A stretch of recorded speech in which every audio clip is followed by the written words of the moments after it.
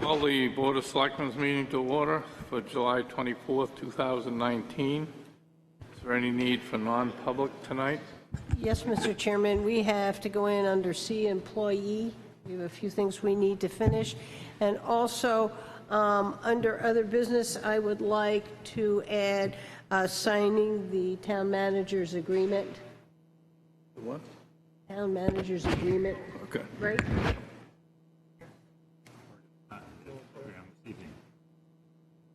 Okay, consideration of minutes for July 10th, 2019.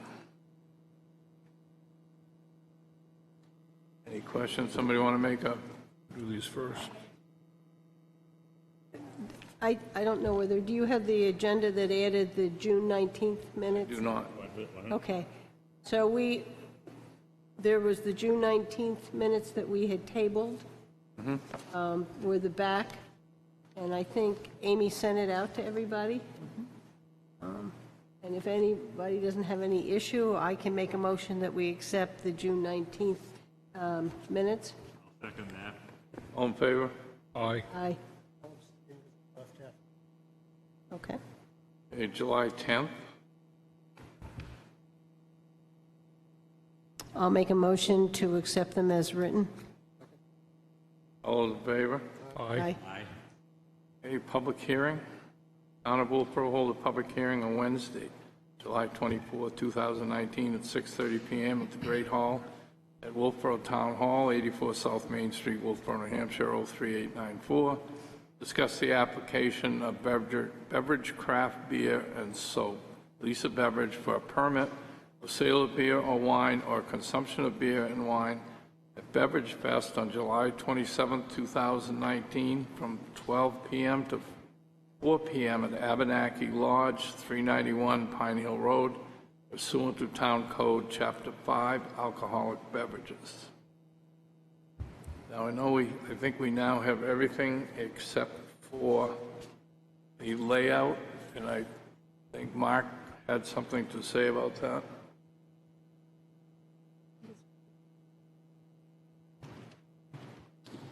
She did email it to me. I did speak with her today. I did send it to you in your email, so just now. Thank you. So you guys can have it. She's got the layout and then a photo of it all. Okay. I have that. I think we got that. I got it. You got it? Yeah, I got it. Okay. Amy sent it. Okay, I think everything's in order in this one. Do you want somebody make a motion? I move to approve a permit to sell/consume beer or wine at the Beverage Fest, July 27, 2019, from 12 p.m. to 4 p.m. at Abenaki Lodge, 391 Pine Hill Road, pursuant to Town Code Chapter 5, Alcoholic Beverages. Second. Second? Okay. Any further discussion? All those in favor? Aye. Okay. Bulk vote. This includes our weekly manifests, taxable property, exemptions and credits, raffle permit for Life Ministries, and now we're on to board appointments. Would you like a motion? One motion. Yes. I'll move to accept the bulk. Aye. All those in favor? Aye. Aye. Okay, board appointments. We have two. Linda Matchett, Wolfeboro Public Library Board of Trustees, as an alternate. Does she happen to be here? No, okay. This is, I'll move to appoint Linda Matchett to the Wolfeboro Public Library Board of Trustees as an alternate for a one-year term expiring July 31st, 2020. Okay, any discussion? All those in favor? Aye. The next one is Deborah Long Smith, Wolfeboro Public Library Board of Trustees as an alternate. Okay, somebody want to make a motion? I'll make a motion to appoint Deborah Long-Smith to the Wolfeboro Public Library Board of Trustees as an alternate for a one-year term expiring July 31st, 2020. Okay, any further discussion? All those in favor? Aye. Okay, on to new business.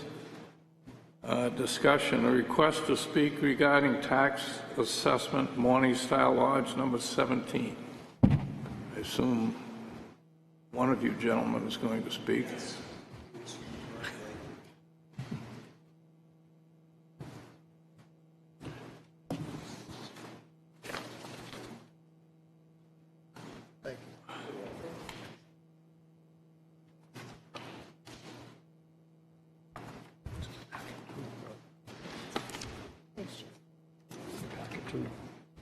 Yeah. It's in our packet. Good evening, Selectmen. My name is Jefferson Lovering. I'm the current master of Morning-Star Lodge, number 17 of free and acceptable maintenance in the state of New Hampshire, here in Wolfeboro. I'm here seeking for my brethren a tax abatement on our property at 15 Trotting Track Road. I'm aware why previous decisions in our request have been made, statutorily speaking, and understand why they've been made the way they were. I'm hoping by explaining some things about masonry in general that I can help you understand why we feel justified in standing before you tonight. I've considered the three types of tax-exempt organizations, religious, education, and charitable, and compared them to what I see happening in masonry. Are we strictly a religious organization? No, we're not. But I can tell you that before any man can become a Mason, he must profess his belief in God, whoever that God may be, and verbalize his trust in that deity. We have prayers in the beginning and near the end of every meeting, and sometimes in the middle. The Holy Book we regard, the Holy Book we take as the rule and guide of our faith. Nor are we a traditional educational institution. Masonic education is a lifelong endeavor. It requires committing to memory many ancient rituals, and both verbally and physically, learning history and understanding symbolism, advancing in masonry as our knowledge grows. Brothers are encouraged to study the liberal arts and sciences, paying special attention to the noble science of geometry, which forms the superstructure of Freemasonry. We use its elements to illustrate the more important truths of morality. We're not a traditional education institution, but we keep on teaching and we keep on learning. Admittedly, we're not solely a charitable institution either. But every Mason has experienced a time in his Masonic journey when he is penniless and poor and is called upon by the Lodge to make a donation to solidify his reputation and record that he was there. He cannot do so at this time. He is told to remember this embarrassing moment, take it as a striking lesson should he hereafter meet a friend in like dire circumstances to contribute as liberally as he can to his relief. Charity is an early lesson learned in Masonry.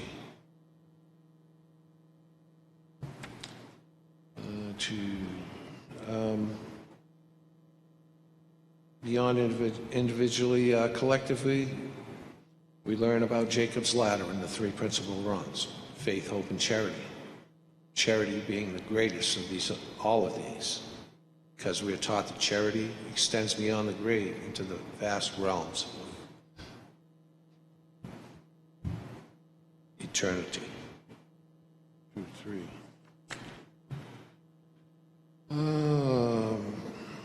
Charity, in short, is our highest calling, a calling we pursue willingly and of our own volition. To wit, our school scholarship committee selects 2 deserving students each year for $1,000 scholarships.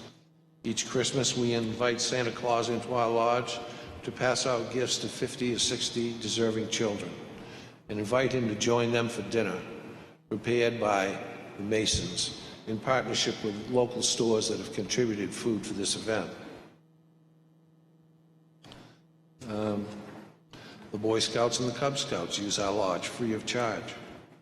We make our space available for donation to those who need a place to congregate for business or for pleasure. We've sent aid to areas hit by natural disasters through our Masonic charitable network. And when approached for some need in our community, we do what we can to help. In 2018, we received the Grand Masters Award for charitable work, an award we're very proud of. In the last 2 years, we've contributed over $9,000 to various causes and hope to be able to continue to do that in the future. Our tax classification makes it difficult for us to reconcile between who we believe we are and who we have been classified as.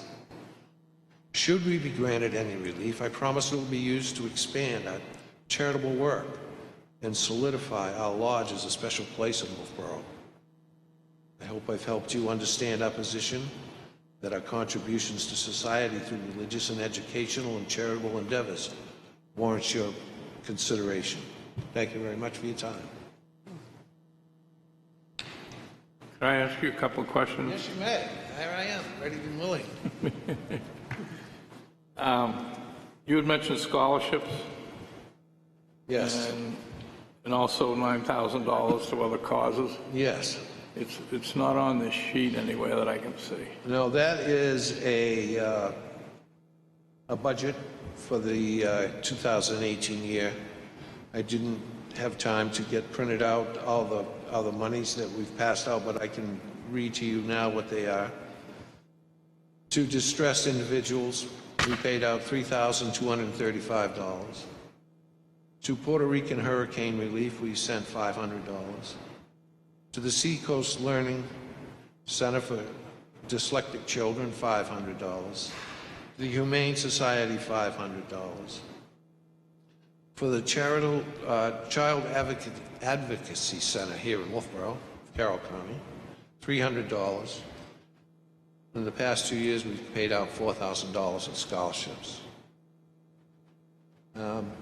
All these monies raised, as you can see from the budget report, with very little income derived from donations that we collect as rentals for our building or what other organizations use. Basically, this comes from the brothers having to ante up after we pay our taxes and utilities and all that good stuff. And it's getting to be a burden, and it's becoming somewhat of a, as in any organization, you have more members than you have people actually doing the work and doing the fundraising. And admittedly, if we had more involved, the burden would be lighter, but the burden is what it is, and we do our best to meet it. And we're here tonight asking you to help us carry that burden.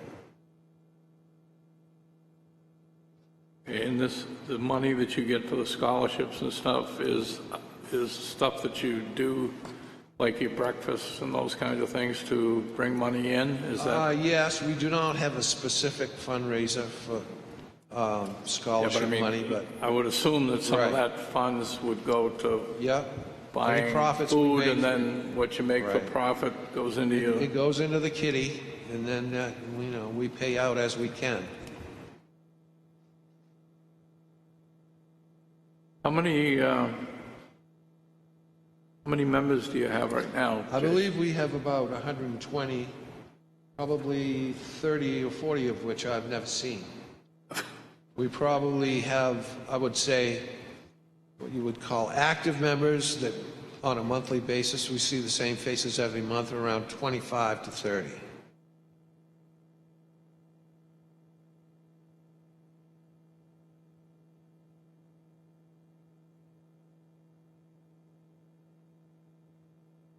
Okay. Anybody have any questions for them at this point? Well,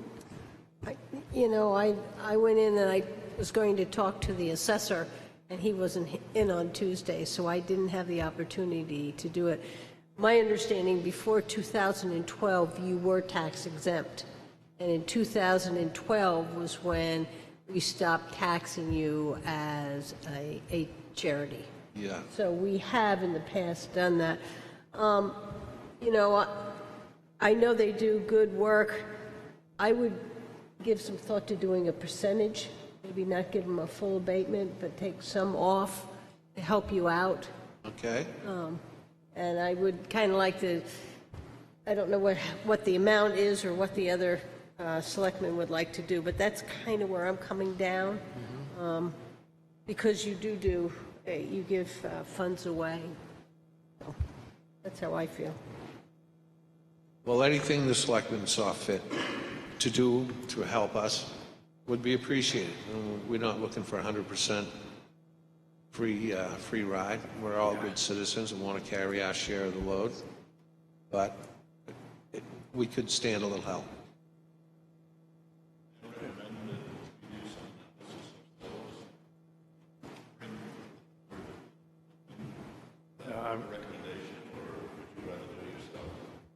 Well, I think we have some information from our assessor and stuff that's in our packet. I wanted to hear what Jason was going to say tonight, so. Jeff. Jeff, rather. There's too many of you. Yeah.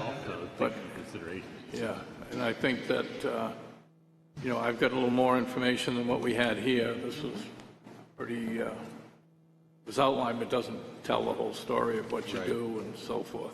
And I think Linda is of the same thought process that I am, that this doesn't tell the story. No, it tells a sad chapter of the story. Well, yeah, and I'm sure, but, you know, I know a lot of us, like myself, I go to about every breakfast I can get to, and those kinds of things. So, yeah, I think that we can come to have a discussion at some point, come up with a number. Yeah, I would kind of like to do that, and maybe you said you had some more information. I think more Yeah. information that we We have. can get some more information. I would like to see it. We have what we have from our assessor. I'd like to see some more information on some of the stuff that I wrote down. Okay. That you give to charities and how much and Yeah. how you get that and so forth. Yeah, this is pretty basic. I want to see the other. Yeah,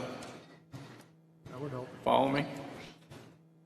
I believe I get your gist. Well, you know, you read off some stuff about Seacoast, about the Humane Society, child advocacy, scholarships. I'd like to see all that stuff in a list. And there must be, I'm sure there's some more things that you guys get involved in. Well, those are the major ones, and pretty much everything that we spent out. Well, I think what Linda's saying, and I'm saying, if you can get us that information and more information about that, so that we have a, you know, how much do you take in, you know, like your breakfasts and your other things that you do, and what are you paying out? Does he have this? Yes. Okay, Think you can do that? we can. Okay. All right, thank you. Yeah. I'd just like to add too that, you know, I'm in the same line you guys are. You know, we want to try and work with you and help you out here and stuff. I think the information you just gave tonight really added a lot to what the basic, what your sheet showed there. You know, the $9,000 you gave out over the last couple of years here with the scholarships at $4,000 and stuff. You know, like Dave said, that's stuff we really like to see. And in my mind, you know, that qualifies you guys to definitely get a break. What percentage, we'd have to have a discussion on, figure that out, but I think you find we're going to be, you know, want to work with you on that, so. Okay. Okay, we'll work on getting that more specifically organized for you, Yeah. and so you can have that information. Sounds good. Any other questions? Right now, Jeff. Thank you. Yes, sir. Hi, I'm fourth generation Mason. I just something that wasn't You said just that I state think. your name for the record. Oh yeah, Nate Dickey. Something that's important is that you know, Masons is the oldest and largest fraternal organization in the world. They do, not only is it do they help financially in the community, but a lot of the guys are out helping people all the time on their own, taking time off away from their businesses to do things, fix decks, bring groceries, take people to doctor's appointments, things like that. That's a big part of the community service that they do. Another thing is the Shriners Burns Institute is the highest level of masonry, so a lot of our dues that we pay into masonry will ultimately goes to the Grand Lodge and then up and help support Shriners Burns. So it is, a very large charitable organization that that the revenue flows up to. So I mean, there's quite a bit that they do beyond just the scholarships here, which are huge, but the other things like that. So I thought it was important to say that. So thanks. Thank you, sir. Thank you. Yeah. Jeff, like, how many active members? What are the dues? How much do you collect on dues? Those things are not in here, and I think those things would be important to me to know how much and where stuff's coming in, but also where is it going out? Yeah, and Where these different things you mentioned, I don't know that. I think I would like to know it. I think Linda was of that. yeah, and also you're doing community service, helping people out, driving them. If you have some kind of idea how much your membership does that, it gives us more of an opportunity to verify that there is a significant charitable purpose, and that makes it easier for us to decide on the percentage, is my feeling. I don't know where everybody else is. Do we want to move to continue this, table it, or just let it lie? We'll just continue it, I think, would be the best. Need a motion for that? Yeah, I think we do. Move to continue this to our next meeting? I'll You second get that. stuff within a couple of weeks. You okay doing that in a couple of weeks? Yeah. All those in favor? Aye. Thanks. Thanks, Jeff. Okay, next on our agenda, approval, treasurer investment policy and expenditure approval. Mr. Burt. Yes, sir. Mr. Burke. Okay, I've made a change to the investment policy. I changed the date from 18 to 19. It's the only change I've made.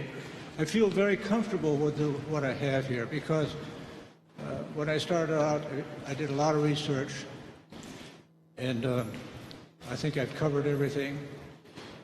Again, the priority of consideration is the security of the funds. All of our funds are collateralized. As showed here, the priority is the security, the liquidity. All of our funds are liquid except for the CD, sewer CD, that I'm waiting on to find out when the money is needed. Return on investments, I've got a pretty good interest rate on the money market account at 2.24. And prudence, I'm pretty prudent. So, but as you note here, I only have 2 of them that I consider for investment. The rest of them, payroll, there is no money in there. There's zero balance account. Concentration is all escrow accounts, which are very severely controlled, and I have to take each one of the sub-accounts and act it as a separate account. And otherwise, it's what you've all seen before, and I appreciate your approval of it. I have one question. Has our deputy treasurer seen this? Have you given him a copy? Does he have this? Our deputy... It's what he has seen before. Okay, I just want to make sure that had taken place. Not Mr. this one, but he's seen something like this before. Okay, I just want to make sure he gets it. That's all I'm concerned about. I have a question. Yes, sir. Why won't the U.S. Postal Service accept the town of Wolfeboro check? That's for my next discussion. Okay? But let's take care of this one first. Yep. Does Mr. anybody Chairman, have any other questions of John? I was going to make a motion. Okay, go ahead. I make a motion that we accept the investment policy provided to us on July 1, 2019 by Treasurer John Burt. I second that motion. Okay, any further discussion? All those in favor? Aye. Aye. Okay, thank you. Now Dave Bowers is up to bat. How come the post office won't accept our check? I beg your pardon? Now Dave Bowers has a question for you. Yes, sir. How come the post office won't accept our check? I'm going to discuss what I call the saga of the U.S. Postal Service and the town of Wolfeboro, okay? Sounds good. And we'll go through that. On the 12th of April, we wrote a check and issued it to the post office for payment of box 777 in the amount of $118. And that check was hand carried by Justin to the bank, or to the post office. They put it into their system, and they finally got the check about 12 days later. Well, 10 days or 11 days after the check was issued, Brenda LaPointe said she got a call from the post office saying they hadn't got the check. So I said, fine. I went home, and by noontime, I made a stop payment on that check and requested a reissue of another check. That afternoon, the post office said, oh, we got a check. And they went to the bank and they wouldn't take it. So I felt all right because I'd already had a request for a reissue. Then things got pretty hairy in the finance office. This young lady was doing about 2.5 people's jobs. She'd gotten a note from Brenda, the part-timer that we had, saying that about 4 or 5 checks were voided. And she gave me a list by check number only. And so I said, fine. She was terribly busy, and I didn't want to bother her, because normally when I get a word from, I don't void checks. I make stop payments and reissues. The finance office voids checks, and I tried to get from the finance office that check with the big void written on it. I didn't do it this time because it was hectic. Okay. Then, so that was about May 17th that the checks were voided. Then later on, I got a note, or Brenda LaPointe came to me and says, they won't give her the checks. That post office box was one where everybody sends their payments for the electric department. She said, and this was verbal, she said, I have all these checks down there, I can't get them and deposited. So I said, okay, fine. At that time, we had a new finance director. This was early June. He didn't know what to do, so I said, okay. In addition, and I can't answer the question, why they demanded that they have a bank check instead of a town check. I didn't know, but it was still at a time when it was chaos. And I wasn't very sharp, but I went to the bank and said, okay, what can I do here? They said, well, I'm on the account. They would take my word for it, so I had a check cut for $118 plus $30 ransom fee, and then $10 for the cost of the doggone check, bank check. And there's where I stand. So I owe, unless you approve it, because I have no authority to write a check without your approval, I owe the town $158.00. Why don't you put it on the warrant article next year? Well, I would appreciate your consideration. And Sure. Give it to the guy on the end, John. We'll take care of it. Let him deal with it. You can't make this stuff up. No. And I can't answer your question. I thought our government was perfect. Beg your pardon? I thought our government was perfect, but it isn't. No, I screwed up. I didn't. At that time, when I found that a series of checks had been voided, I just didn't take the time and didn't want to bother this young lady who's done a fantastic job to try and get that. And I still have. But Anytime I see a note from the finance office, I get that a check has been voided, I get that check because it's needed for the auditors. So do you have what you need for the auditors? Do you have what you need now from the auditors? Did you finally get that canceled check? I don't need it. I Is need that that. signed? That's right, yes. You just want a motion for $148? 58. I think that's what it is, yes. Yeah, I'll move that we pay $148 or any $58. new figure to take care of the situation. All's in favor? Aye. I appreciate 158. 158. Yeah. I appreciate it. Thank you. Thanks, John. Thank you, John. Thanks, John. I will be coming in here, I think, September, about delegation of approval of cookies. Okay. Thank you. Okay, next on our agenda is a discussion about the library project update. Good evening. I'm Cindy Scott. I'm the library director, and I'm going to do an update with a PowerPoint presentation so you can see some of what's going on at the library. The first thing that I want to talk about before I start going through all the slides, though, is the finances, and they are where they should be at this point in the project. Also, the foundation, the Wolfeboro Public Library Foundation, has given the town over $1 million of their $1.3 million that they're going to be giving, and everything looks to be on schedule for that to continue quarterly until they have reached that figure. One of the things I wanted to do was to show you what the library used to look like, because the other building is so prominent, it's so close to the road with the pitched roof that we now have. It's hard to remember that we used to have this very low building with a flat roof that was set pretty far back from the road and in the trees. The new building is, especially from the south side, all you can see is new construction. You can't see what the building really looks like. So I took a picture from the public, well, I took two pictures. I couldn't get it all in one shot.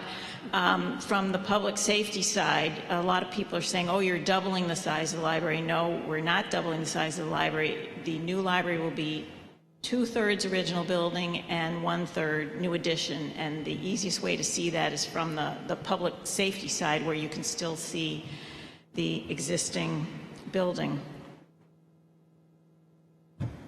The project, when it's completed, will look like this. This is the architect's rendering of it, and another question that has come up quite recently is, it's going to be all white on the front, and a lot of that is just underneath the weather shield, and the brick is going to be going on the side and the front. We're expecting the masons in about 2 weeks to come in and start to do that part of the project.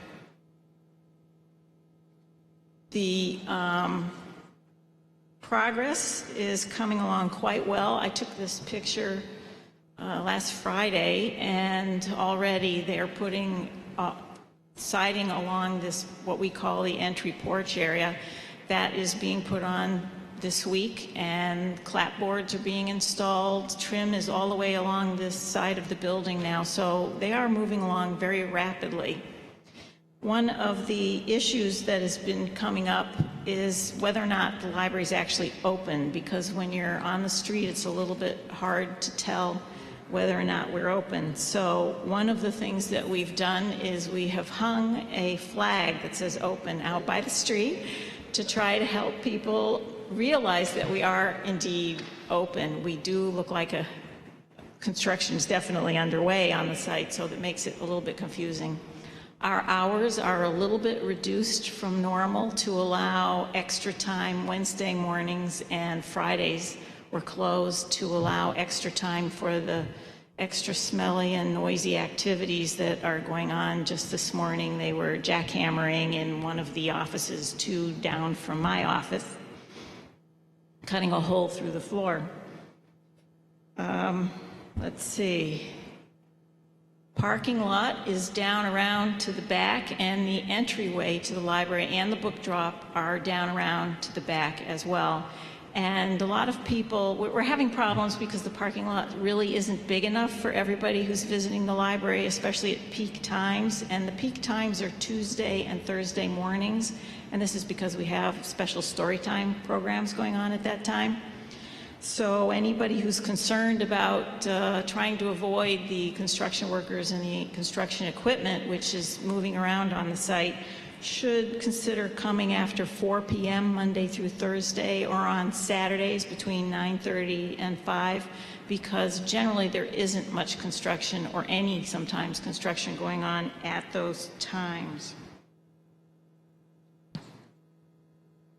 When you do get inside the building, you'll find that we're occupying about 50% of the original building. We've compressed everything. We're using every single shelf top to bottom. There's hardly a square inch that's empty, and we do have parts of the collection in storage right now. We are going to have to put additional parts of the collection in storage when we move just into the front part, and we're working on logistics for that right now. So it is a little bit cozy inside, but we are still having quite large numbers of people come to the library this summer, even though we don't have any air conditioning except for a standalone unit that they've put in for us to kind of take the edge off things. So far, we've only had a couple days where it's been very, very warm, but they took out the heating system and the AC system, and a lot of the stuff that was in the basement was removed right after the heating season ended, which they considered to be the end of May. One of the things that we are still doing is book discussion programs, genealogy workshops, and story times, and these are things that we have always scheduled weekly or monthly. We have moved some of the programs. For instance, all the genealogy programs have been moved off-site. Some of the book discussion programs are being moved off-site. Story times are still at the library, though some of the summer reading program events have been moved off-site. So people should call the library or check our website to see what's going on with library programming. Just about all of the services are still available. You just need to check with us, and if we have put something into storage that you're looking for, we get 3 deliveries per week from the state van that moves books around the state from other libraries, and we are actively borrowing items we don't have available at this time from other libraries.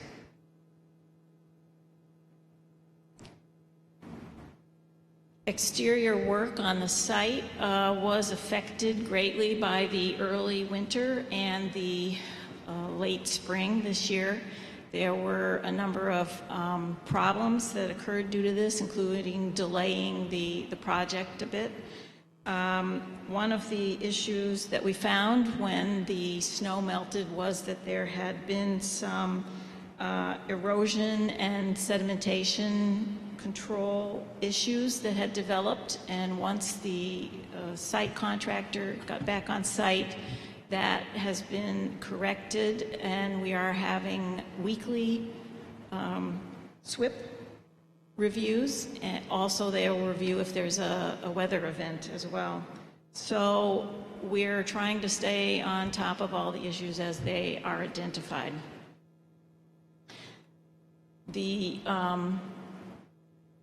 Let's see. One of the other things that I wanted to mention is that we are hoping to be able to move into the new section in late August, early September. Some of these dates are a little bit vague because they keep switching and changing as various things happen. It's like they were having trouble getting people to come and put the taping and mudding on the wallboard this week. So some of these things cause delays, and so the schedule kind of shifts back and forth a little. As we get closer, we'll have a better idea. This drawing of the parking lot is to give people a sense, because people are confused about where to come in, and the red circle is where the driveway for the Glidden property, which is our southern end of our property, used to come in, and that's where the temporary driveway is coming in on the south side of the library building, and people have to go around the yellow area, which is where they're working on the project. There is fencing there. It's a little confusing sometimes, but people need to stay on the outside of that to get to the back parking lot. As we move forward, we'll be making some shifts and changes to the parking situation so that they can get the rest of the drainage done, but we don't have a fully defined plan for that yet. We're having to make some changes as other issues come up. Oops. This is a picture from the basement, which you can see that the new electrical system is in and conduit coming in. All the new conduit has been installed. The new water line from under the highway has been installed. We're trying to get the new water line put in because, as you can see here, that is the old water line there is blocking everything that needs to come in and go up into the wall that's going to be there in the ductwork area to the new section. So that's a pretty critical issue for us right now, and they've been working on that, and I'm thinking next week we may be able to do the transition with the water line. Here are some pictures for what's going on inside the library, and it gives you an idea of where the progress is. This is looking from the rear parking lot into the new sort of porch entry area, and then standing at the extreme other end of that, you're actually in a small conference room. There's no wall at the far end yet, but we're going to have the original brick exposed in this whole section, and I think it's going to look really great. This is if you were standing in the new circulation area looking toward the entrance. You can see behind the gentleman there that there's some old brown doors, which are the old door system, which should be coming out very shortly because they're installing the exterior doors now, so they'll be able to make the building secure with the new doors. If you're out in the front part of the library, it's pretty exciting now. You can really see what it's going to look like, and this is looking toward the street along the window wall there, and it gives you as well, stepping back and getting the whole window wall. It's a very light-filled area. If you stand with your back toward where the existing building is and look out toward the street, you get the view on the left, and then the view on the right is with your back toward the street, looking back toward where you'll be walking. You can see it's kind of brick where that orange thing is. That's going to be where the leading into the existing building. When you look at these spaces, of course, they don't have any furniture in them, so it's hard to imagine what they're going to look like. But on the left here, you'll have stacks to your left, and along the window wall, there's going to be tables and chairs that people can sit at, and basically, we're standing in the periodical section. The right-hand picture shows where we're going to have all of the computers for public access, right behind where that yellow toolbox is there. This is the floor plan that shows the green area where we're going to be able to be when they move us into just the new section and they take over the existing building or the rest of the existing building. Part of this on the bottom side there includes the new restrooms, which were built where the periodical section used to be in the library. So while we're in that space, we will have some limitations because we'll have to set up the children's area as well as the adult section in the in that one large room there. Plus, the staff will be all along the top side there, and we're not quite sure whether those little meeting rooms at the bottom yet will be public spaces or we'll have to use them as giant closets. It depends on how our storage goes. The logistics for this move are getting quite interesting, and one of the issues that we have is we are looking for volunteers, people who like to put things together, like if you used to have an erector set or Lincoln Logs. The book stacks that were in the area where the new restrooms are were all taken down, taken apart, and put in a container behind the library, and somebody has to put them all together so we can use them again. So if you're interested in that, contact the library, get in touch with Joyce Davis at the library. She's the one coordinating our use of volunteers. So the project schedule, again, this is where we are right now. The new addition should be completed in early September, and we'll shift our operations over there. They're hopefully going to give us 3 weeks to move some of the equipment over, and then we'll probably have to close for at least a week while we move the circulation desk and some of the details, and maybe that's when we move all the books. Parking will shift as well to allow other parts of the old parking lot to be renovated and repaired, and the original building, the rest of it will be renovated and should be completed by January or in January 2020, and we expect to move our full operations into the entire facility in January 2020. This is a little bit later than we were saying before, which was December. I was talking to the site manager today, and he was saying they were going to try to, pull back that a little bit, try to aim for December, but it depends on how everything works out. Any questions about any of this?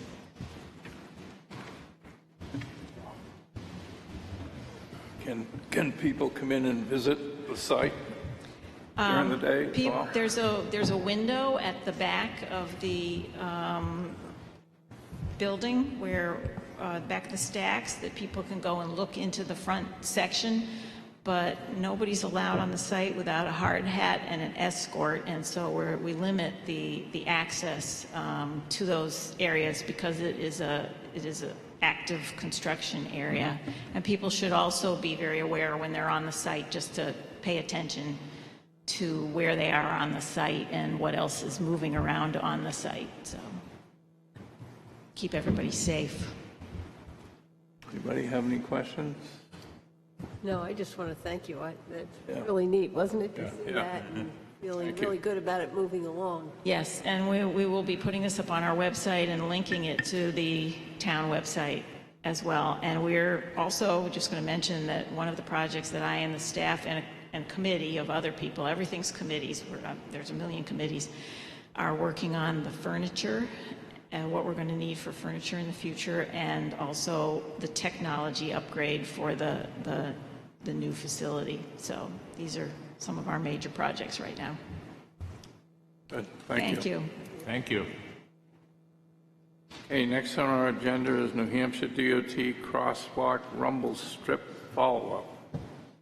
Who's doing that? Mr. Chairman, Dave Ford's going to speak to this. You will not see anything in your packages. The reason for that is, quite frankly, time got away from both Dave and I over the past week and a half, based on a series of meetings and some events which have occurred in the office. But Dave is here to speak to the topic, and we will hand it over to Dave. Thanks, Chief. Yes, I do apologize. I talked to Linda, and I had a couple of leave days last week also, which kind of told the wife I wouldn't bring any work with me on the vacation day. So, but we had 3 important meetings last week, and obviously the one on Wednesday night was a public hearing where you were all in attendance. But on Tuesday, we had a very important meeting. Matt and I met with the project, New Hampshire DOT project team working on the 10-year plan. And that was kind of an eye-opener.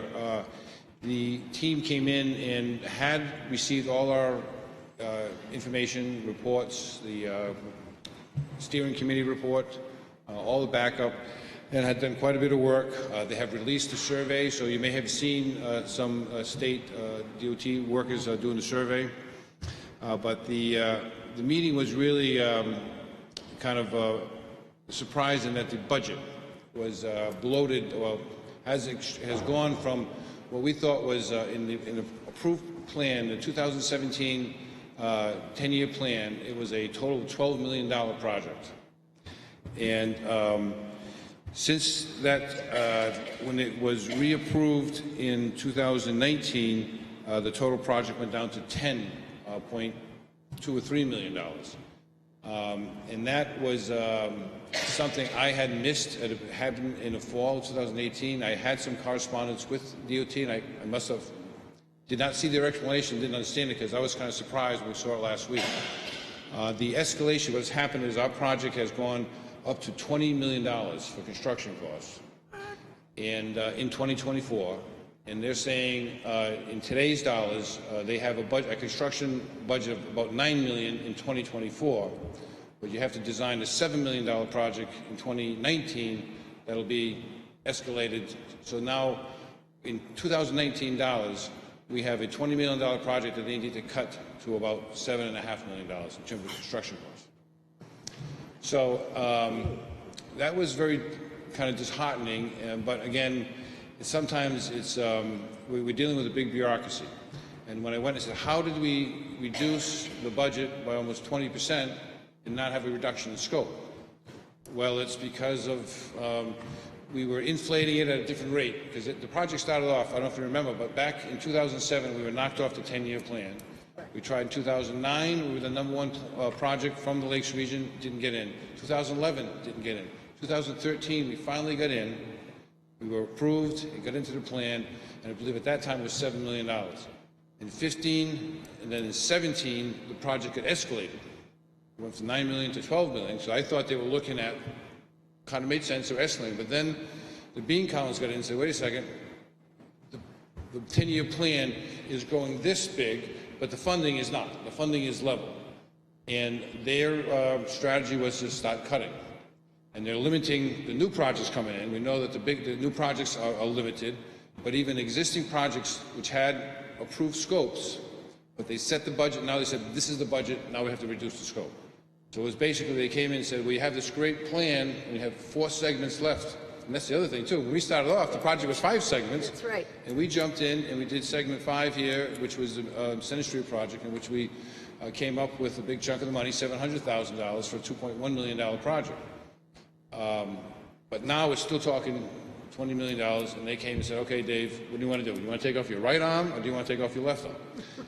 So it's not really acceptable, and I thought it was really important that we find out what all our alternatives are in terms of how can we work together.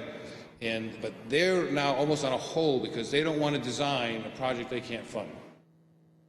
So we need to make some hard decisions. One of the things, too, I had put in the CIP planning purposes that this project was coming, and we might need to add some money to it. So, for instance, sidewalks, special lighting, if we want to do decorative lighting, or if we want to do burying the power lines, or crosswalks, or rapid flashing beacons, or traffic calming. All these things they would pay for, but the project would shrink. It may not even get to the high school. And we know the whole surface really does need to get done, and we still want to build a nice boulevard so that, as we did in Center Street, we see you do it right, it does make a big impact, and the idea was to take that cross-section and extend it out. So looking at the budget, it's almost $1 million in sidewalks and another $1 million in amenities, so it's almost $2 million that's really not directly related to the road. So I would like to us to tackle this on many fronts. One is we got to kind of go after the budget and see where, if we can get our state reps and senators to work with us and see if we can get this money reinstated. This process is very fluid. The money is a different way they handle money. They do not, I forget the term they use in terms of appropriating money. They have money that's available, but they don't commit it until 90 days until you're ready to spend it. So things are changing all the time. It's kind of, and so they have money now, and they're funding, right now, they're doing the engineering in-house. And they got really qualified staff, but they had quite a few people there. So we had about 8 people at the meeting. So the first set of funding, which is about $400,000, is going all to DOT to fund these staff to do this work. But they're trying to be careful not to over-design. So as a minimum, I'm hoping that we can get a detailed design, everything we want, up to the high school. And then from the high school beyond, they may be limited what we can, or if anything. And the obvious question is, okay, what are you going to do about Route 28, say right now, south of Milton Road? If you've been over that lately, it's in pretty rough shape. And they are planning on doing an overlay in 5 years. I mean, excuse me, they're doing an overlay next year. And the answer was, we'll do an overlay every 5 years. So instead of rebuilding the road, their response was, we're limited on budget, and that's, so it seems like it's not a really well thought out decision, but these people are kind of stuck with what they have, I think need to kind of flesh out what alternatives we can do to either A, think what would be appropriate for the town to discuss with our people, funding to make sure we get what we want, and those would be, I think, the extras. But I think we ought to push real hard that the full road, especially the concrete under the road, which is what we know is a real problem for us, that has to get all the way out to Middleton Road, and we should at least grind and repave the section of the last section going out to Alton Town Line, because that's just going to keep breaking up in its week. So we got some work to do there. So we would like to follow up with some more dialogue with them, and then we would also, I think, we should think about talking to our reps and senators and how we can, and the executive council. Then I want to talk about the next meeting, but let's take questions on this one first. Can you tell me exactly where they're going to do the overlay? Is it going to start at the Alton Town Line, come all the way into where they stop for Pickering Corner and going down, and then picking up again at Willow Street and going out to the town line the other way? Separate contracts. So the contract from the 109A going, that's already been put out to bid, that's already funded, that's already in the works. At this fall, or what? Yeah. So this fall, they'll start prepping. The pavement won't happen until next year. So we are trying to have some impact, because some of that, the work is eliminate 2 crosswalks and eliminate and put in the mumble strips. So the other question I'm getting is what's happening down this there? one is they're preparing the bids now. Those bids are going to be going out. So those will be awarded for the next fiscal year. So that could or couldn't happen, you know, in the spring. It could happen in the spring, but more likely it could be later on. Looking at probably for fall 2020. It all depends. Like this project, it could have slid, but it got done before the summer. So if everything goes well, they get the bids out, they get the numbers, they get the funding, then it could go early because it's not like an inlay project, and they would like to get it done obviously before the July 1st. So we'll spend another winter with those lovely potholes. Yes. Yeah, absolutely. You got one more winter, but hopefully that by 2020 it'll be paved. Thank you. I had a number of people ask me about that. And our schedule is 2024 for construction with the 10-year plan project.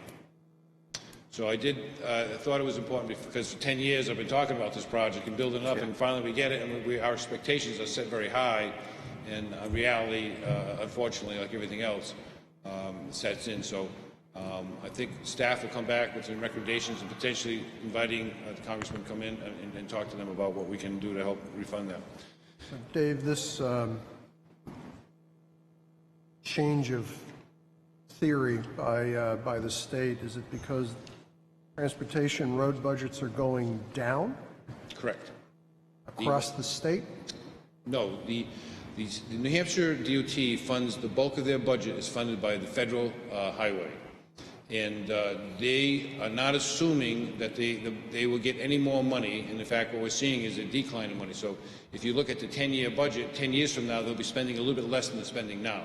So they're flatlining the budget as all the projects are continuing to rise in price, which means either projects are going to get knocked out or they're going to get reduced in scope, because they're no longer going to promise something they can't deliver. And we are the ones that get knocked out. Now, they could be say, okay, we got knocked out $2 million. Who got the $2 million? Did Peterborough get it? Did Rochester get it? Did Dover get it? Portsmouth get it? So that's where the politics comes in. Unfortunately, an executive councilor, Cryans, is new to the business, so he's someone we need to kind of maybe talk to him and figure out and make our case why Route 28 and Wolfeboro is important to the state. I mean, it is really, and we need to kind of have to fight for this. This is going to be, and we have 4 years to try to work on it. So it is remarkable that you've been at this for as long as you have, and then all of a sudden you get a surprise call, but nothing surprises us anymore. And I think asking our state reps for help is the right thing to do. Probably ought to do that sooner. And so, Jim, you got that one. Then the real question is, so what's left? What do we do? And would it be fair or unfair to ask that maybe within 60 days you come back with Jim and tell us what are our choices? I think we need to go sooner than that. So yeah, I think exactly what we'd like to do is within probably 30 days come back, because we need to get back to DOT and we need to keep them moving on their design. while accepting the budget as it is today, with the hope that tomorrow we can increase the budget and add the additional work to rebuild the road from the high school all the way out to Middleton Road. And I'm going to be unfair in my characterization. There'll be a temptation by some of us to say, spread that piece of peanut butter as far as you can, and do a little here and there, and I'll ask questions on that side that says, is that the smartest thing we could do, or do we tuck it in and try to do the best we can for a limited area, and we'll ask the question, is that the best thing to do? But I think it's really going to come down to, spread it out with limited dollars or tighten it up. And then we have to depend upon our good friends at the state to say, well, if you tighten it up, we're going to have to lower the price anyways, because that's a change of scope in a pretty big way. You get into that kind of almost a doom loop conversation. So 30 days? Right, because one of the things I would like to go forward with is a full design with the intent that the town would consider funding the amenities, which would be, a couple $1 million, which would be out there for a year, so we could plan into our CIP if the Budget Committee, CIP Committee, and Selectmen thought it's worth it, like we did for Middleton Road, and we did for Center Street. The state is definitely going to come at it. If we put up $1, they're going to match those dollars. So if we can come up with maybe a couple million, they may come up with a couple more million, and all of a sudden now the project is starting to extend. Everything is negotiable, but I think it's something we need to consider, because what we created in Center Street, I think that gives you a glimpse. Can you imagine if we had a nice, beautiful cross-section, and here on South Main Street, we could have a grass strip between the curb lines, we could suck in the travel lines, have a nice bike lane, we could redo our sidewalks, improve our drainage, make the puddles go away. I know it seems like it's almost a sport we have when you go for a walk on a sidewalk. You got to jump around the puddles and the ice in the wintertime. But so there's a lot to think about, and it has a lot to do with our future and our master plan. And we have done well with DOT. They have been a good partner with us. But most of the time, if you don't expect everything and you're willing to give a little, I think you're going to go further. And I think that's why we've been a good partner. We're willing to do the work up front. That's how we got the project in, because we spent the money. We raised $99,000 to do the study up front. Yes. That helped us when we went to the TAC to push this project through and get the support of the whole Lakes Region Planning Commission. So I guess we'll move quick on it, try to get back to you within 30 days and with some recommendations. And I think we need to continue the discussion of roads. I would like to send at least a letter or an email out to our 3 representatives informing of what we just heard, because they're the start, to kind of see what's happening before we come up with any plan. Right. And I think that's important. I mean, I did that one on the rumble strips, and I got a response right away, and, I can do it again, or it may make more sense to come out of the town government at this point. Yep. No, and I think we need to kind of lay it out where it is, and everyone needs to understand how it goes. Was quite honest with you, I'm kind of a little embarrassed, because when I asked the question last week, he had given me the answer in the fall. I should have known this ahead of time. We should have been discussing it, but we got so caught up in other things, it kind of got slipped. But now that we're on it, in conjunction with this, we had talked about a workshop for us to discuss roads in general, town roads. Right. But I think with all the things that are going on with the 10-year plan, with the rumble strips and crosswalks, and obviously crosswalks will become another big issue when we redo the road. And then maybe the biggest issue of all is really speed, because we talk about, everything we're talking about is how do we make the roads safer? And DOT has certain thoughts, and we have different thoughts, but we need to work together. But it really comes down to speed. And what are we going to do about the speed in this town? If we're going to make this a real walkable community, if you're going to be able to allow your kid to ride your bike to school and to take the family downtown without worrying about getting run over, we're going to need to do something. And I think we need to be thinking long-term. I think a master plan is a good place to start. And I think we need to maybe step away and kind of understand that DOT wants to get traffic through and through all federal standards. But it's like, wait a second, maybe we need to find people to find rural standards, to find communities that are small like Wolfeboro, that have unique situations with 3 state roads coming in, that have certain points where traffic is really bad, but if it's slow and moving, that's safe. And that's what we want to be able to do, is how do we slow traffic down? So speed's going to be a big issue, and I think that's something we want to talk about. And the idea was setting up a workshop. I think that we had talked to, so we need to kind of also set our long-term plan with our roads, because we have budget issues, and the whole RSMS plan really is looking at dollars that we can't afford right now, maybe 10 years from now. So we got to figure out where and how we're going to set our priorities there. And I think this would be another subject we could talk about. Mr. Chairman? Yeah. I agree with Linda. I would add Executive Counselor Cryans, new person on the team. I kind of liked what you did by having the folks from the state come and visit. I kind of liked the fact that it was a respectful conversation. It got a little animated once or twice, but I thought that people were. It was respectful. They just wanted to know what was going on. And, I don't want to put anybody in a situation where they're going to get yelled at or, sideswiped by this, but this is a big issue for us. And maybe at some point, once we get our 30-day idea of what we want to do, maybe we ask some of them to come visit us again and help us. And I mean that in a very, I don't mean that as kind of tongue-in-cheek. I think we're learning that, and we've learned, you guys, my colleagues know this better than I do, that we're not going to get points by yelling at people. We're going to get points by saying, here's the issue, here's why, here's some data. And I thought you did a great job, and I think the follow-up that you had on this Rumble Strip was a super job. And let's get them back in here if that's at all possible. And I agree with you. We don't let them out of the room until they agree with what we want. Yeah, and even when I talked to them when they were leaving, saying, will you come back? And they were a little hesitant, but I think they will come back because we were respectful to them. And that partnership, we've done a lot.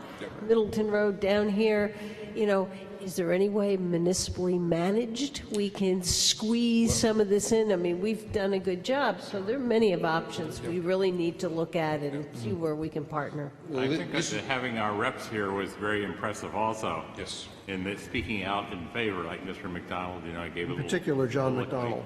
Yeah. Well, that also, which led to a kind of a surprise meeting that we had on Thursday, the following day, and I think we did make the board aware, but the Commissioner of Department of Transportation, Victoria Sheehan, was with Executive Council Michael Cryans, and they were doing some stops at some specific areas that were of interest. And the Executive Council stopped and saw Matt and I, and we also had the Town Administrator for Alton was there, and John McDonald was there. That was very respectful. I mean, thank you so much for the department taking that time in Executive Council Cryans. We kind of rehashed some of the stuff we went over, but I think the commissioner had opened the door for us for certain things, and those being that, again, she is limited. Like we had talked about, why can't we do a beta test? And there's just no money. They don't have the research that Minnesota does, so they rely on other things. Why can't we do? They're very limited in what they can do. They're very limited on their flexibility, on their budgets, and because every money comes from the feds, they're very restricted on how they can spend the money. So that being said, I think they opened the door for us, for instance, on the crosswalks. I think they almost kind of gave in on the Wright Museum. They sounded like, even in the meeting, they were saying, that sounds like maybe that's justified. They still were concerned about the one from the Oddfellows lot. And I think when we talked to the commission, she said, well, if we do traffic calming, if we can find ways to slow traffic down and make it somewhat safer, then working together, we can do that. We still have almost a theoretical disagreement on how to slow traffic down. When people see a speed limit, it's not a speed limit. It's like the minimum speed you're supposed to go, because everyone knows if the speed limit is 40... It's a speed suggestion, as we heard the other night. If you go 45, you're not going to get a ticket. If you go 10 miles over, maybe you get a warning. So it's really something that we as a community need to kind of take hold, and we really are different. It is almost like we need to tell people, hey, when you come into Wolfeboro, people... stop for people in crosswalks. Right. So you got to be aware. You got to slow down, because you never know. Someone might just stop. And that's something that we're going to have to work on, I think, and they opened the door for that. On the rumble strips, it seemed like there was less potential for change there, but then I listened to her and I started to do some research, and I was kind of surprised what I found in the federal guidance documents and in the state guidance documents. So we as a town, or maybe you as a board, needs to make a decision. Do we want to get involved in that debate in terms of stopping the mumble strips in Wolfeboro, because, you know, the whole case was the rumble strips were kind of a mistake. She almost admitted that, hey, we deployed them, we didn't do our homework good enough, and we maybe didn't put them in all the right spots. So they really kind of embarrassed themselves, but they still believe strongly that their policy in these certain areas, that they're safe. And the mumble strips will cause less noise. They didn't do a really good job of convincing the public, and I don't know how the board feels, because I do think there are some holes in their argument, but it's hard fighting City Hall, and I think, you know, we had talked about maybe we want to put all our eggs going after the crosswalks. That's most important to us. But on the mumble strips, I don't know how much work you want us to do trying to go after that, or like I think you saw at the Selectmen in Alton basically wrote a letter to the governor demanding that they not put them in. Now, did they say they were going to do mumble strips? Yes. They are, from all the way out to the Ospey Town line? That's, it was all the way, all Wolfeboro was all mumble strips, and they were going to be wider at the intersections. So some of the comments we had was, geez, if they could make them wider at certain driveways and at major intersections, they were going to do that. So they kind of committed to the mitigation strategies, yet there was no guarantees that people will still not complain, because it's such a subjective issue. I didn't get the feeling that they had totally committed to that, so I'm glad that that's what you got out of They it. haven't committed in Alton, though. No, I'm not talking, we're only talking about Wolfeboro. No, just so you're aware, because that is an issue there, yes. Yeah, and so I guess my feeling is if we're going to have mumble instead of rumble, they've already made a concession. And therefore, I'm comfortable with that now. There's just so much we can fight. Exactly. You know, and if they've made one concession there, and I think Route 28's huge. Well, that's Still going to not, be, we have time. I personally still not there. I respect your point. I think the 7-Eleven in towards the boat museum, we really need to crawl around in what's going on out there from a speed point of view, and I saw your email that you sent over to the chief asking for a little more clarity. I think there is, we need to dig around in that and understand whether the collisions, the stuff that's been going on there would have been mitigated by rumble strips, or whether we have rear-end collisions because of distraction and things of that nature. I'm not ready to concede that one yet. I really do think we've done a great thing in the town in the past handful of years. We've had a lot of new businesses open up out there. We have episodic, you can talk to any one of them out there who will tell you that their customers are whizzing by at highway speeds and go, oh, I need to turn in, and then rather than do that, they're actually going down to the Wentworth Inn and turning around. I just think there is more conversation that we need to push in there. I'm not ready to... No, unfortunately, the road was designed to take speeds of 55 miles an hour. It's straight, it has big shoulders, but now it's changing, and we need to maybe help that change. We need to work with them in terms of, do we bring trees closer? How do we slow people down so they're not comfortable doing 55, so they are doing 40 or 35? Right. And that could be a combination of signage, of other type of things. Part of that speed limit is 55. 50. 50. 40, 50, 40. 40, yeah, and we're 40, back, 50, 40. So we're back to this up, down, down. which is, and we could maybe get to something where we try to be more consistent in a speed. Yeah, right. I'm comfortable that the mumble strips will do enough myself. As I go out there, there is a wide shoulder. When you go to turn, you can pull pretty well off the road to make those turns. So, hey, we can disagree to disagree. Just to comment on the mumble strips here, I just kind of figured all stuff after the meeting last week. Kind of have a comment, it's in the form of a question, I guess, but really no answer to it, you know, how can you quantify a situation where an accident was prevented because of a rumble strip? You can't, there's no way of knowing, because they don't get reported. The PD doesn't get any report on that, where the person's going down and decided to drift over, hit it, and came back. If it might have been a car coming the other way, we have no way of knowing that. So a lot of, I think there's more times than we can realize that maybe more accidents have been prevented than we even think about right now. And that's why I'm a proponent of the mumble strips and stuff like that, especially in the 50 mile an hour and up zones. I think once you get down to 40, obviously, well, the state's already done that. They're not going to do them below What's 40 on the interesting, shoulders. Vinny, And more than half the states have this limit, minimum limit 50. So we're at 40. Yeah. So with our state has gone more conservative. So it is, a lot of states do things differently. So there is some, and some states have more flexibility than New Hampshire does. So, but like you say, I kind of agree with you, Brad, as an engineer and knowing the problems we have with the traffic. But when I heard the testimony last week, I was surprised. I didn't realize, because I knew I had heard a lot about Alton, but I didn't realize in Wolfeboro we had people that were living or having that discomfort, that little jarring noise, even if it's, you know, half a dozen times a night, it can really kind of be. So it's, and I think the mumble strips, like you say, is the compromise. it's a help. Yep. And hopefully it does Right, both. help. So good. All right. Well, the last thing I'd like to, again, is that I think the Do we follow-up. want to set a date for that workshop, Dave, while he's...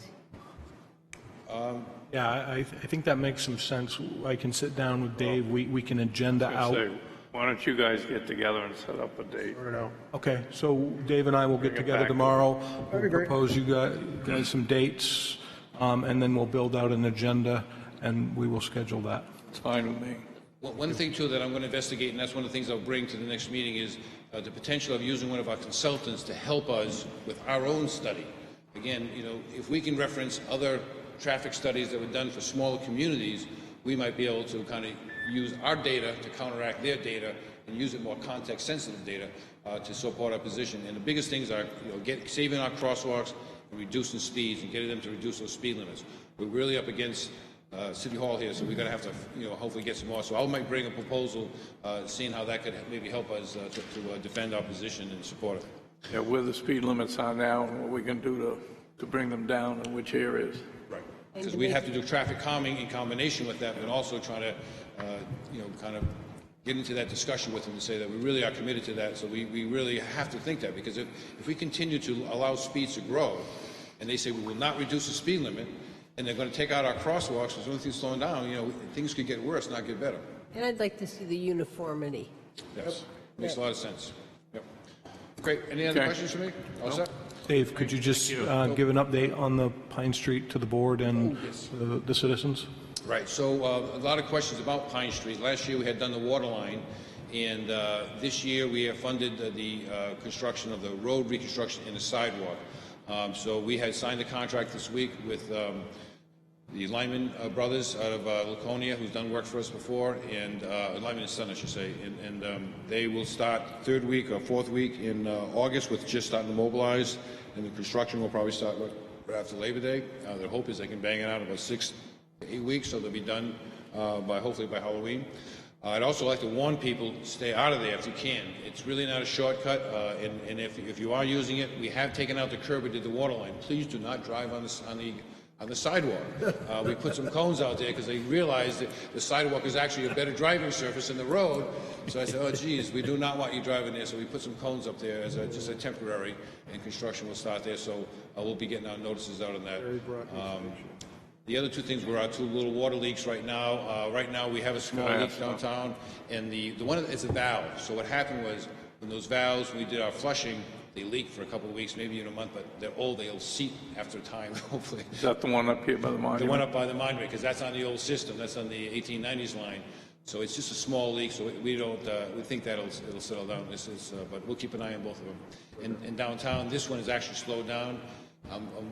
We've listened on at nighttime, and it's a very high noise. When it's high noise, usually it's a low leak, and maybe only a few gallons a minute. Right now, it's found a pathway that's not in the surface, so we're going to keep a very close eye on it. If it gets worse, we're going to get our permit ready, but we're going to like to push that work off until after Labor Day. It looks so nice. I just hate to dig, and if we can, you know, but I don't want to put the public in public, so we'll be keeping a close eye. So if anyone sees water start spotting on the ground, give me a call. Grab a bar of Thanks, soap. David. Thank you, David. Thanks, Dave. Hey, next on our agenda is capital reserve transfer from Living Museum mold inspection. Yeah, I apologize for not getting a memo to you.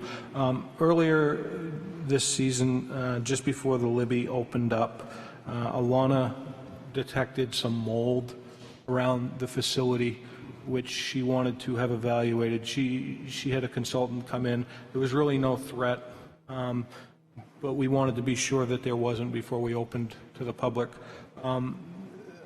The Libby's maintenance lines there's not a lot of money in there, so I'm recommending that you, the board, consider the building maintenance cap reserve fund pay for this $650 expenditure. Again, basically because Alana, she does not have a whole lot of funds in her budget, and a lot of these are dedicated to the closure of the museum at the end of the year. I do have her budget in front of me.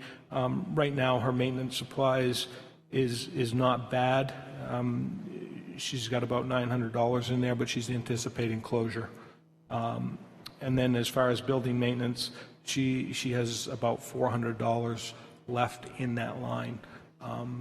And we've had a phone line issue down there, which we've taken some corrective measures with, and some other minor issues. So this is for your consideration, and I can answer any questions you may have. Mr. Chairman? Yes. So you've read the proposal to assess the mold situation? Yeah, the consultant came in, conducted an analysis and determined that there's no threat to the general public based on the mold issue that is going on there. But you've read the document as to what they're going to go and assess on a further basis? Or? No, I have not. So they've come in, they have done the work, they've taken samples, they've tested them, and there's no threat. Lana has the report, which I can get for the board. I'm not smart enough to be able to know what is and what is not a good report. I'm just, one of my question is the comprehensive nature of the research that was done. You know, are we, is it air quality testing? Are they actually gone in and, you know, taken samples off of things? It was samples off of some of the walls and artifacts. Okay. All right. Mr. Chairman? Yes. I have a question. How much money is left in that capital reserve account? Did you find that out? So as of the January MS9 sheet, there was $87,500 in that account. And that was with the removal of the 40,000? No, the removal of the... There was a warrant article for Feasibility study. 40,000. Feasibility $40,000. study, right? What? That's for the feasibility study, correct? But that came out of this money. I'm trying to find out what's left in this money. Right. Is my question. I guess I'm confused. Are you talking the building maintenance cap reserve fund or the feasibility study? I thought this was coming out of the capital reserve Correct. of the Living Museum. I'm sorry, that is incorrect. It's the Oh, okay, building maintenance there's where cap I'm reserve fund. Okay. Let me be clear, the building maintenance capital reserve fund. How much is in there? There's, as of the MS9 sheet in January, there was $87,500, and we believe we had appropriated another $50,000. The only expense which has occurred this year to date has been to repair the generator at the public safety building, which was about $4,500. Mr. Chairman, I'll make a motion to authorize the expenditure of $650 for mold inspection of the Living Museum from the capital reserve funds of the, we should call it the building capital reserve fund, building maintenance capital Maintenance funds. cabinet. Second. A second. Second. Any further discussion? All in favor? Aye. Anybody opposed? I hope that maybe next year we put a little bit more in the maintenance budget. I really would prefer not to have to go into what I saw that fund as being for these small amounts. Yeah, I think that's one of those trigger points that we're going to have a conversation with department heads about moving forward. Okay, next on the agenda is approval of Josiah Brown Spring Scholarship Awards. I have a memo that I'd like to distribute to the board. We had some success this year between advertising and revisiting how we do the scholarship. This year, we had 7 applicants. We've reviewed them, and we're recommending awarding to the 6 people that are identified in this memo. And with the board's authorization, we will get these checks cut to these students and distributed as soon as we possibly can. Okay. Mr. Chairman, I have one comment, and this comes, Mr. Bird's sheet here. We have in that fund right now $28,801.69, which even when we pay this out, we'll have quite a bit left in that account. Did we do 1,500 in the? I think we did. We did. I'm just wondering whether we do a little larger, because Well, that's an excellent point. So I do remember the last time around, there was actually an amendment on the floor, We increased it. $3,000. That is correct. But we only had 2 people at that point as well. So just for the board's consideration, and as Linda said, the account is relatively healthy. I think I made that motion last time. I would suggest that we up it to $2,500 each. That certainly doesn't do a heck of a lot for paying in college, and these are, one of the great things we're doing. Is there a second to that? Being none? I'll second that. I was just doing some math here. My feeling is you got $28,000. It's for scholarships. We just got a payment of 20. We won't even be giving this out at 20, I don't believe. Spend it. So I think I second agree. that. Okay, any further discussion? All those in favor? Aye. Anybody opposed? $2,500. Okay. Good luck. Somebody like to make a motion Things like that. to approve these 6 people and who they are? Yeah, I'll make a motion to approve a Josiah Brown Scholarship Award in the amount of $2,500 to each of the following applications for the spring 2019. Seth Richardson, Rhea Hendrickson, Chase Bailey, Mackenzie Chamberlain, Haley Hooper, and Ben Shaw. Second. Okay, any further discussion? All those in favor? Aye. Okay, Good job. thank you. Thanks, John. Other business?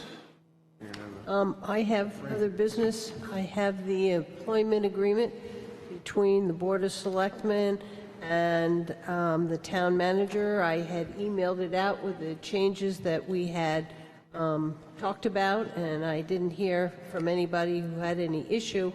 And so I would like to make a motion that we sign this contract, employment agreement, and anybody who needs, I have 3 copies here if anybody wants to look at it before we... Second. Okay, there's been a second. Any further discussion? I think we've all seen it. We've all seen the changes in it. Melissa, do you Pretty basic. Oh, you're going to email. So, all those in favor? Aye. Anybody opposed? Committee reports. Mr. O'Brien, would you like to start? Have you, Jim? Thank you. We are delighted. I attended the public hearing on Rumble Mumble strips, and without belaboring it, I think this is I think Dave Ford and the folks that we elected to represent us and the citizens of our town did a great job. At the end of the day, it's all about results, and I think we're probably, as Linda observed, we're probably going to have to make some compromises, but I thought it was great.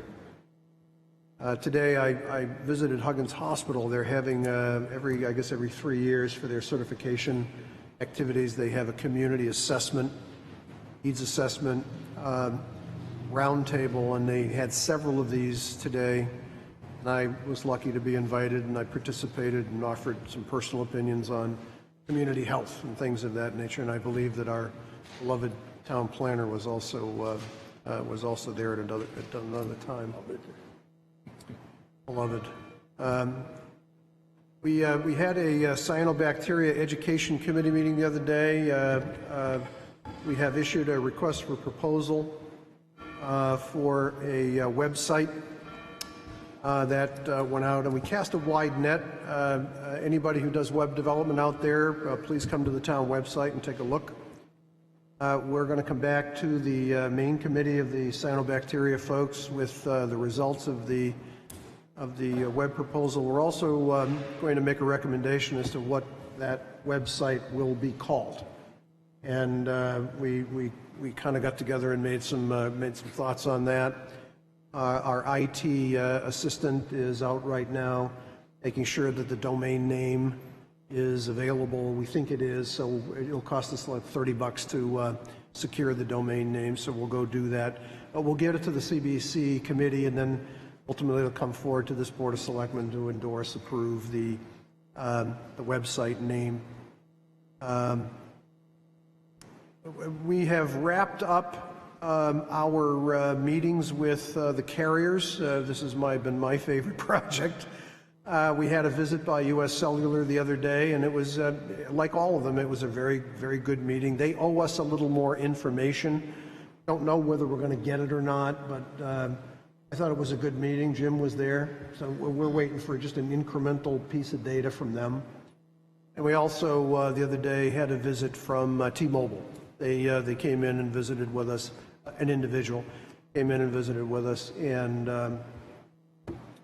I will brief all of us as soon as we get that incremental piece of data. This was, and sadly, we've seen, and I want to just share this just for a second, if I could. You know, we've seen some outages over the past few weeks, and this really wasn't the genesis of what we did. I think we, a long time ago, back in March, we all kind of looked at each other and said it would not be a bad idea to take a fresh look, especially around master planning time and all that stuff. So hopefully, Jim's been with me, and hopefully we'll deliver a good report for this board to consider. That's my report. Thank you. LC last week attended the public hearing with DOT on the rumble strips and the crosswalks, along with the rest of the board here. Last night we had a planning board master plan subcommittee meeting on the infrastructure chapter. We also had last week had a Friends of Living Museum meeting, went over some things there. And this morning we had a Wolfeboro Community TV. We kind of took our first stab at our proposed budget for this coming year. And in our discussions there, we were talking about some of the antiquated equipment that we have. It's sitting right up in our balcony up here. It's like, 22 years old and stuff like that. So we're getting information together to put into the budget there too for a request for some help to update some of our equipment to get up into the HD quality, providing that kind of service out to our customers. So that's pretty much it for me. Well, I think like the rest of us, I went to the DOT meeting the other night, which I thought was pretty informative.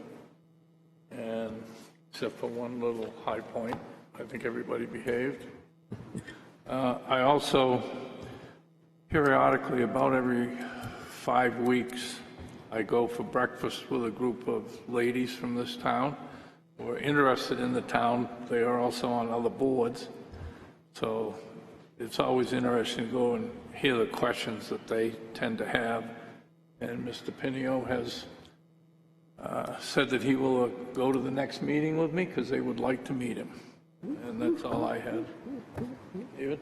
I went to the meeting also and was impressed, as I mentioned earlier, that our state reps showed up, and I didn't hear too much from Edie Damaris, but it was very nice for Mr. McDonald and Senator Bradley to speak up. And then I've been spending some time, nothing to do with town of Wolfeboro, on some of the state budget situations. I'm making a little comment about this in my Granite State News article, but I'm very much against, we can't do much with the state sales tax because if we have a state sales tax, we'll close down Partridge and Fox Run Mall and everything else. And so at the request of one person, I'm doing some studying and hope to submit a little, I guess, a personal opinion, not a report, on the various things about room and meals tax, business tax, liquor, tolls, and many different aspects of state revenue, which are a very hot argumentative point in Concord now, and I think some public input, if it's not too late, is desired. Okay, I also went to that public hearing, and I do want to thank John McDonald, particularly when I sent out that email to all three of them. He was the one who responded to me immediately, and I've had many emails with his follow-up, so he has done an outstanding job. You know, Jeb did talk, and so did Edie, but I really want to thank John for that. The other thing I did on Monday, I went for a boat ride back on Back Bay looking at milfoil, and it is starting to grow some, slower than what we've had in the past. And the milfoil committee is going to bring in AB Aquatics, which is a company that will bring in its own dash boat to pull the milfoil where it's growing right now. And I need permission from this board to allow AB Aquatics to park the dash boat at the railroad station docks overnight, sometimes between July 25th and August 1st.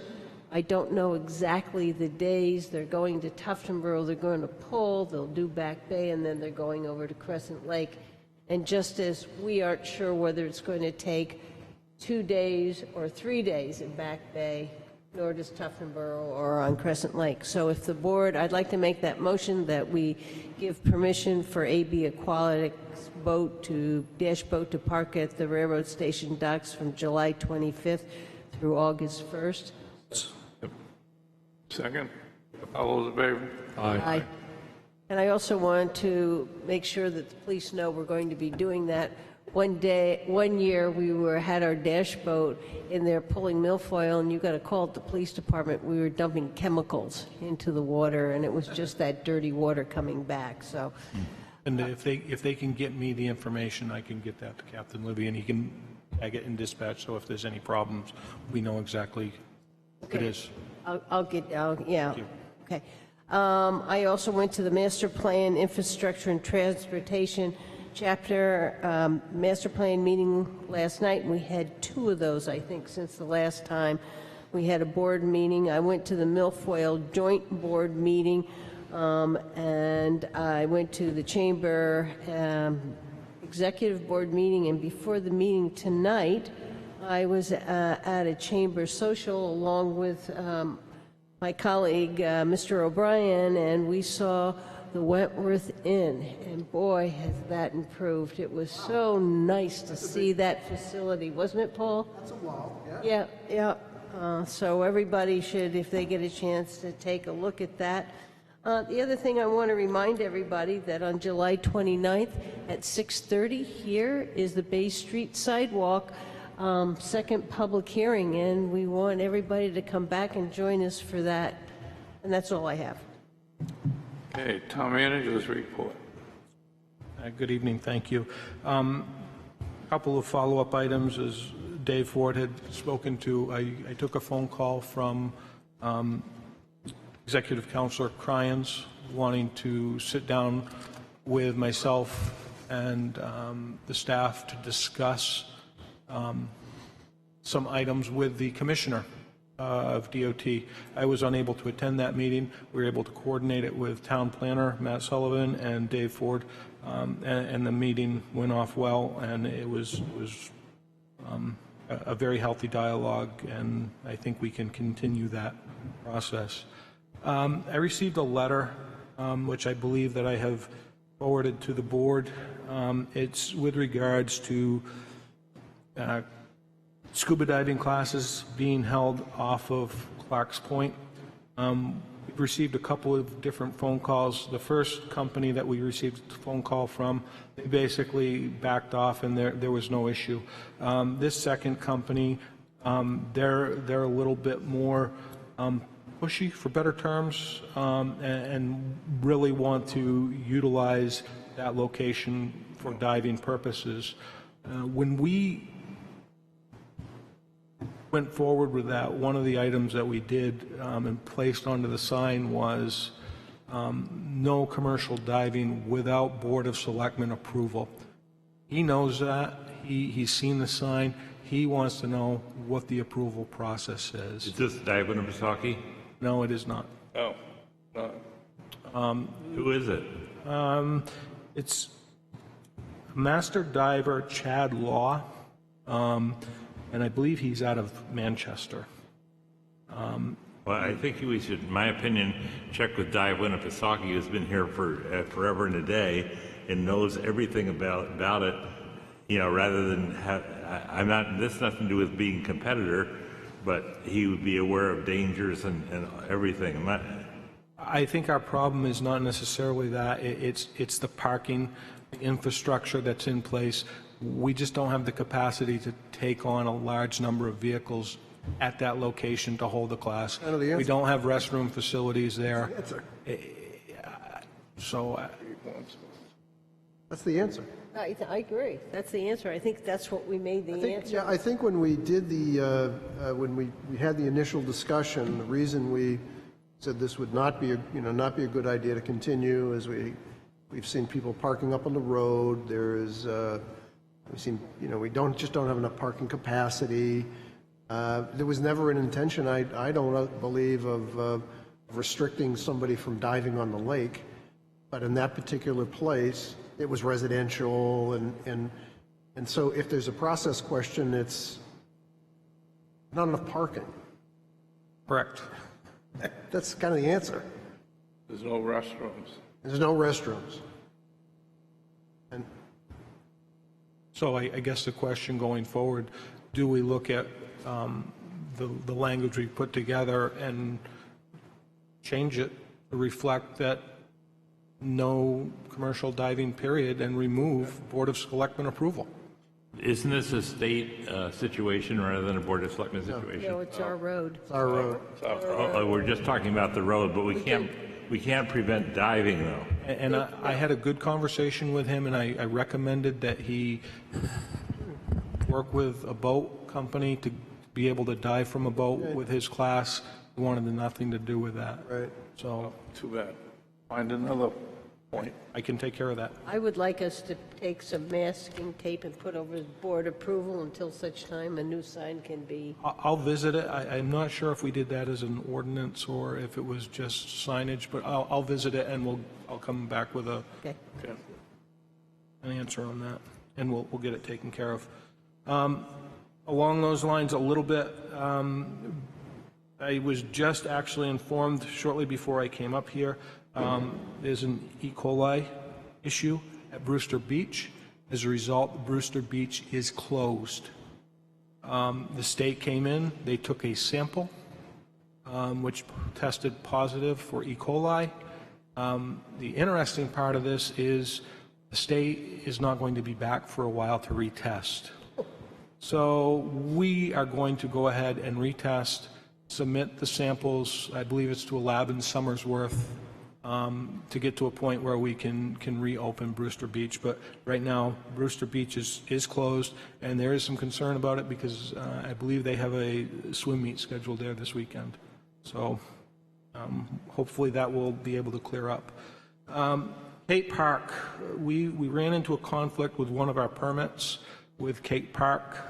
The wedding party who is holding the wedding wanted to push the event back a little bit, to which we said no, to which they had already published their invitations with the changed date, so we reached out to the band, which was coming in that evening. Fortunately, it's a small three-piece band, so they don't need a lot of time to set up. But one of the things we have to do, I think, with the permits at Cape Park is really start holding them accountable to the time that they pick and tell them when they're up in front of us, this is the time you have chosen. You are fixed to that time because it's becoming a heavily used venue.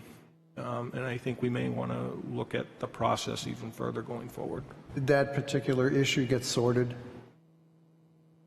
Yeah, it's all taken care of. So congratulations on sorting it out, and I agree with you, we need to get a little more structure, but that problem got solved. That's good. Weddings, you know, wedding days are important. Yeah, I agree, we need to have a little more structure here. Yeah, and I totally agree with that. I had suggested that earlier, and I think we're getting more and bigger. Yeah. And that's why we need to be clear, and, you know, then you start looking at the wear and tear on the park itself. I don't know. Amy's also looking into other communities who have that permitting process to see what they do, just so we're not reinventing the wheel necessarily. Next board meeting, you will have the guidelines for the 2020 budget. So stand by for that forthcoming. Hey, I had a question about that. We have a master plan that's in flight, and there's a lot of like prescriptive stuff in there. Kind of talked a bit about making sure that our favorite topic, energy, gets into the CIP. And you know, I don't know how we get some of the master plan thinking into the minds of some of the department leadership, so that, you know, we don't wait a year to get stuff going. You know, there's some things in there that are pretty descriptive and prescriptive about what should be done. I think we can probably have a conversation about that Yeah, tomorrow in the department head meeting. Good, thank you. July 31st, the dump will be closed today. Transfer station. Dump. One person calls it a transfer station, one person calls it a dump. A solid waste facility. Solid waste, thank you. Go to. So that will be closed for the day. Still a dump. And they're great guys. Mr. O'Brien had mentioned the Atlantic broadband outage earlier this week. I was at home. I was watching the Red Sox game when that occurred. So I did a little experiment. I went on and I checked their website, and they highly recommended you either reporting it to them via Twitter or via Facebook. So I did a little experiment, and I went out and I sent a tweet to them, and I sent a Facebook message.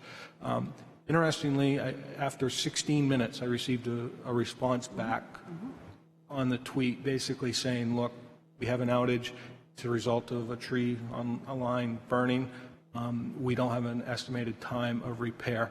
So they're advertising that on their website, and that's probably the best way to try and contact them, because I know a lot of people get frustrated in calling them and not having any responses. So if people have a Twitter account, that What was the carrier? What was the... Atlantic Broadband. Oh, right, I had that too, right? They also, people who had Atlantic broadband telephone were completely out. You know, they had, Correct. We had a brief meeting today with a business that is called OpenGov, and they come in and they have a software package that goes over the top of our MuniSmart program, and it takes that data within our MuniSmart program and puts it into dashboards, simple to read graphs, charts. It's very preliminary, but it's something that we were looking at, and it's something that if we do execute it, I think we will be able to provide a better idea to the boards, the budget committees, and our citizens as to where we are expending our funds and where we may be able to save some. So it was a very interesting meeting, and I'd like to thank both Linda and Paul for coming to that. I want to thank Troy and you for organizing it. It was a good job. Yeah. The last thing I have, and this actually came in just this afternoon, Brad's very well aware, and I'll pass this out. We received an email from Aaron Sturgis, who is works on structural issues in older buildings. and he was in and looked at the Libby. Last year, there was a purchase order issued, which was rescinded, to have that floor structure repaired. That floor structure is continuing to be a problem. He has an estimate in here for $5,000 to stabilize the structure. This is not a fix, this is just stabilized. This is to stabilize it, correct. Now, Alana has a lot of events going on there over the next few months that are going to have 100 to 150 people. We've had a conversation about limiting the number of people in that area of the building. I'm recommending that we consider this because they've painted a picture that we've got a problem there, and if we don't repair it and something happens, it's quite scary. This is also the same business who did the roof repairs, I believe, with the turnbuckles in 2015 or so, something like that, at the Libby. So I'd like the board to consider being able to expend funds from the Building Maintenance Capital Reserve Fund to make these essentially emergency repairs, and I'd be happy to answer any questions you may have. Was this money originally in the budget and was removed, that fix? Was that was No, not? You had said that, I thought, at one of the meetings. The only thing that Dave has left, but this was originally put under a warrant article last year for this repair to be made. They had the work lined up, and somehow, for some reason, the work was stopped. I can't answer any further other than that. That's fine. I'm very comfortable. This, to me, is an emergency. Absolutely. That's what that fund is for. It's in a range that it should be done. Does this come out of the building maintenance fund? Yeah. Yeah, so brought a motion to take $5,000 out of the building maintenance fund for stabilization efforts at the Libby. Second that, third it, whatever. We all. Okay. We're all in on this one. Everybody in favor? Yes, Yes. Yes. There we go. And that is all that I have. Thank you. Okay. Questions from the press? You're fine. Public input? There's always one, Came isn't down, there? I knew he was coming. Hey, you guys don't often hear, positive feedback, and I wanted to give some. You guys are the best Board of Selectmen. I said to Brad this morning in our TV meeting that you're honestly the best that I've ever experienced in any town. We've had good experiences with some and terrible experiences with others, but you guys are great. Just want to say thank you from the TV station for allowing us to have our event at Kate Park. It was a grand success. The people who didn't come wish they had. I wish I could take credit for the weather. It was beautiful. It was actually too hot, but the shade of being in the park was just gorgeous with the breeze coming off the lake. The Mount Washington, the Winnie Bell all coming in while we had our meeting. It was perfect. So thank you. There's some positive feedback. We do programs each month that I want to shamelessly plug with you because it affects you. We do a program called Coffee and Connections, and we're doing as many as we can of the leadership of the town to get the people to know the leadership. So one of the programs is with your library director, with your police chief, with your town planner. We do it with the Parks and Rec Department and the Chamber of Commerce. And we just started a new one this month, and is playing right now, and we recorded just this morning another one for August with your Public Works Director, a great coffee and connection. So just so that the people of town, and I want people that are watching on TV now or online to know that they need to, if they want to get to know the leadership of this town, tune in and find out what's going on and who the leaders are and what they're doing in our community. But that said, somebody mentioned that you'd be interested in touring the library as it's under construction, and we do that with a camera in her program each month now. So if you tune into the program, you can feel like you've seen it and been there. You'll walk through with a camera. You don't have to put a hard hat on and go through. Tune into WCTV and see what's happening. Again, thank you for all you do. We really appreciate you as our Board of Selectmen. Thanks. It's nice to have a public input like yours. Thanks, Timothy. Mr. Chairman, can I make a comment? Can I make a comment?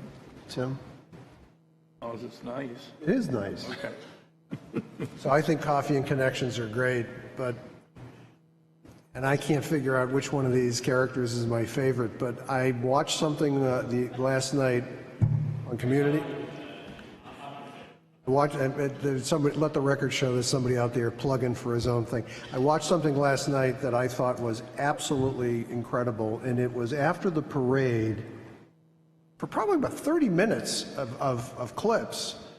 Two of our young students, probably ages 12, 13, 14, 6th, 7th graders, with their baseball caps on, camera in the background, microphone in hand, going up to the citizens that are sitting there, and they had a set of canned questions.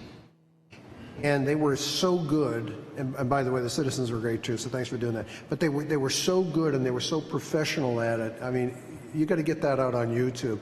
All this Coffee and Connection stuff will pale in comparison to what these kids did. It was amazing. It was stunning. It was great. Thanks for doing it. Okay, I'll make a motion to go into non-public session under RSA 91:A to discuss employee. Aye. Second. Those in favor? Yes. Non-public.